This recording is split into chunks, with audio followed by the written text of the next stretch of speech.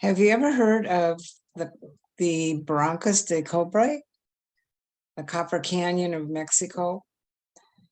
It's deeper, bigger, greener than our Copper Canyon. It's more remote with fewer visitors. And there's a wonderful train ride that goes from the Sea of Cortez all the way to the desert. It's second to only the Orient Express. I wanted to go there. I made plans. I asked my new boyfriend, Steve, and he said, sure. It's amazing to me how we got by with just a few words of Spanish, traveling by bus, by taxi, by boat, by train, and on foot. And somehow it was quite a feat. We got through it.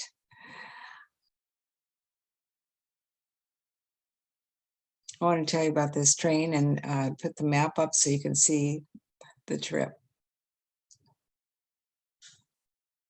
So we took a bus to get to La Paz, the edge of the Sea of Cortez. And then we tried to take a bus to get to the ferry, but with my language, I tried to get directions and I got stuck at Dereche. So we gave up and took a cab and our taxi, and I'm so glad we did because there was a lineup already. And by the time we got in line, they announced they were only taking 7 more, and we made it. Otherwise, we would have had to wait another whole day. There were cars and trucks being loaded and all kinds of people, and they all seemed to know where to go. I didn't know if we had assigned seats. There were no seats. We ended up on the deck. It was not evening. So we settled in and slept under the stars on the deck. And I thought, oh, how romantic. Well, that was until midnight when it started raining. We found shelter underneath the pilot's cabin, but they rooted us out early in the morning. And we landed in Topolobampo, and that word is obscured, I see, by the bottom of the map. I thought we were going to be in town, but no, there was no town. There was a bunch of buses and people were rushing and squeezing to get on the buses. So, oh my, we too got on and got separated. I could see him barely through the heads and the luggage. And in a short time, we did land in Los Mochis, where I had a hotel room. We spent the day getting supplies, getting our train tickets. Now, there are 2 trains that go. First is the tourist train, which costs a little more and leaves earlier. And then there's the peasant train. Well, I set the alarm, and in the morning, you know how you can be kind of dopey in the morning? Well, I thought, we've got another hour yet. Needless to say, we missed the tourist train. We got on the peasant train, which was a more real experience. I want to tell you that this train goes from the tropical to the desert. And when you hit the divide, it's like another world from tropical to desert. The parrots are gone and you have the dry. It has 39 bridges. Can't see this. Okay. 39 bridges, 87 tunnels, and as you see, it does one completely circle around.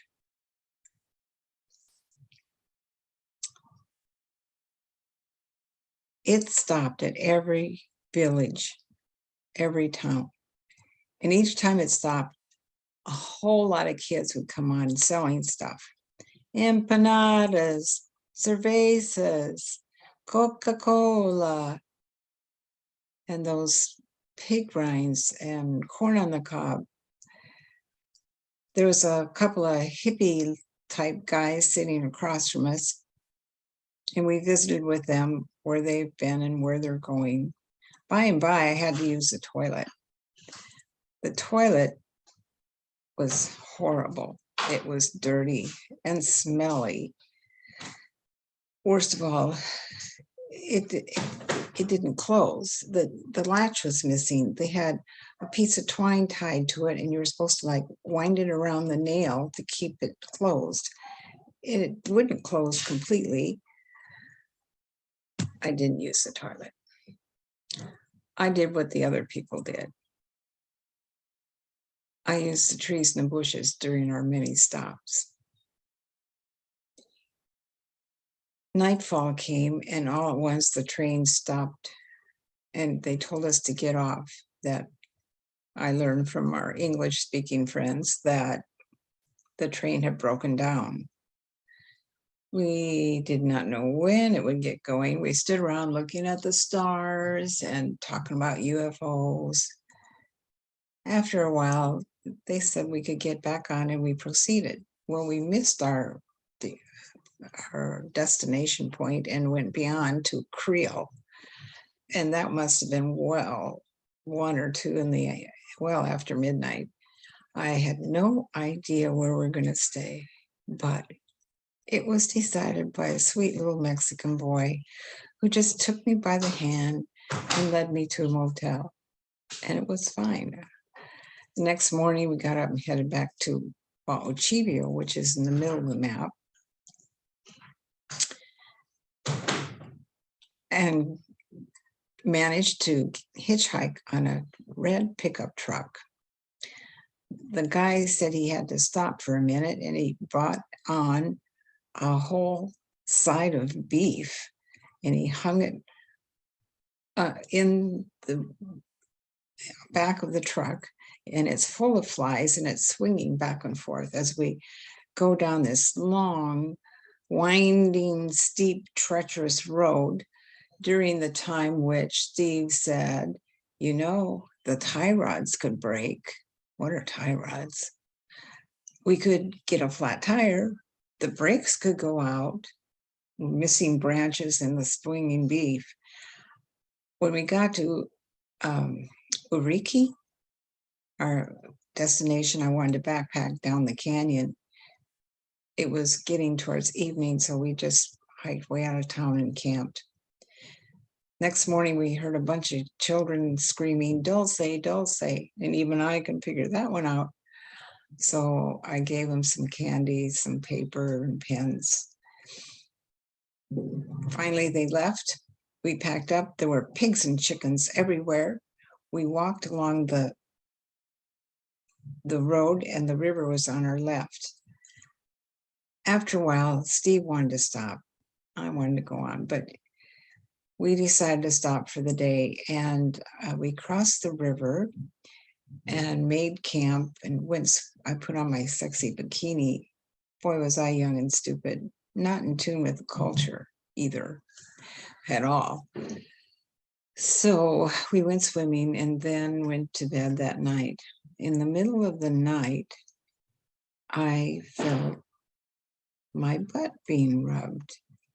And it started to feel good when I started waking up enough to think, wait a minute, I'm facing Steve. And if he were rubbing my butt, wouldn't he have his arm across my waist?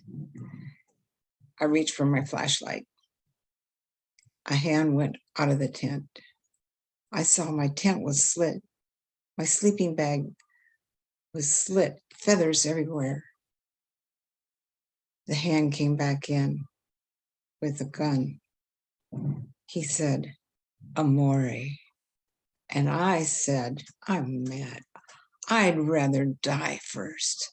And Steve said, "Easy for you to say, the gun's pointed at me."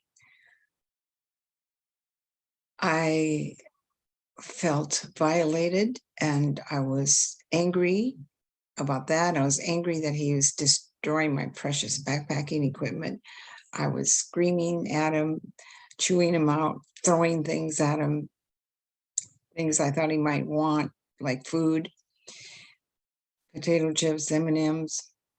Finally, he said, dinero. Whew. So Steve got out his wallet and I'm going, oh my God, don't give him all our money. But he gave him money and the guy seemed to leave. We didn't sleep a wink.